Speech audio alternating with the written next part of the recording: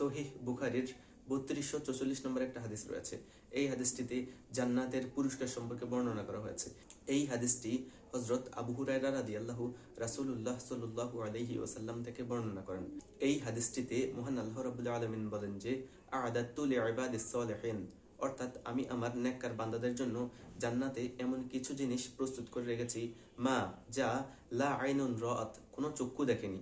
অর্থাৎ পৃথিবীর সূচনা লগ্ন থেকে এই পর্যন্ত পৃথিবীতে যত মানুষ এসেছে এদের কেউই এমন কিছু জিনিস দেখেনি যা মহান আল্লাহ রাব্বুল আলামিন জান্নাতে তার নেককার বান্দাদের জন্য তৈরি করে রেখেছেন। এমনকি ভবিষ্যতেও যারা আসবে তারাও এমন কিছু জিনিস দেখবে না যা মহান আল্লাহ রাব্বুল আলামিন জান্নাতে তার নেককার বান্দাদের জন্য প্রস্তুত করে রেখেছেন। এরপর মহান আল্লাহ রাব্বুল আলামিন বলেন যে ওয়ালা উযুনুন সামিআত, অর্থাৎ তার শব্দ কেউ শুনেনি। মহান আল্লাহ রাব্বুল আলামিন জান্নাতে তার নেককার বান্দাদের জন্য যেসব জিনিস প্রস্তুত করে রেখেছেন তা কোনো চক্ষু তো দেখেইনি, কোনো কর্ণও তার শব্দগুলো শুনেনি। অর্থাৎ পৃথিবীর কোনো মানুষ জান্নাতের সেই শব্দগুলো শুনেনি, এমনকি ভবিষ্যতেও শুনবে না। এরপর মহান আল্লাহ রাব্বুল আলামিন বলেন যে ওয়ালা খাতারা আলা কলবি বাশারিন, অর্থাৎ কোনো মানুষের মনে তার ধারণাও জন্মেনি। অর্থাৎ মহান আল্লাহ রাব্বুল আলামিন জান্নাতে তার নেককার বান্দাদের জন্য যেসব পুরস্কার প্রস্তুত করে রেখেছেন সেগুলো কোনো চক্ষু দেখেনি, কোনো কর্ণ শ্রবণ করেনি, এমনকি কোনো মানুষের হৃদয়ে তার ধারণাও জন্মেনি। অর্থাৎ আমরা সর্বোচ্চ কত বড় পুরস্কারের কথা কল্পনা করতে পারি। সর্বোচ্চ আমরা চিন্তা করতে পারি একটা বড় প্রাসাদ, যেই প্রাসাদটা হবে অনেক কারুকার্য খচিত, যেই প্রাসাদে অনেক কর্মকর্তা কর্মচারী থাকবে যারা আপনার খেদমত করবে। এরপর ওই প্রাসাদে হরেক রকম খাবার থাকবে, আপনি যখন যা ইচ্ছা তাই খেতে পারতেছেন। এরপর প্রাসাদের সামনে অনেকগুলো ফুলের বাগান থাকবে, সেখান থেকে অসাধারণ ঘ্রাণ আপনার নাকে আসবে। এরপর প্রাসাদের যে প্রধান ফটক, ওই ফটক দিয়ে বের হলে আপনি অনেক সুন্দর প্রাকৃতিক সৌন্দর্য উপভোগ করতে পারবেন।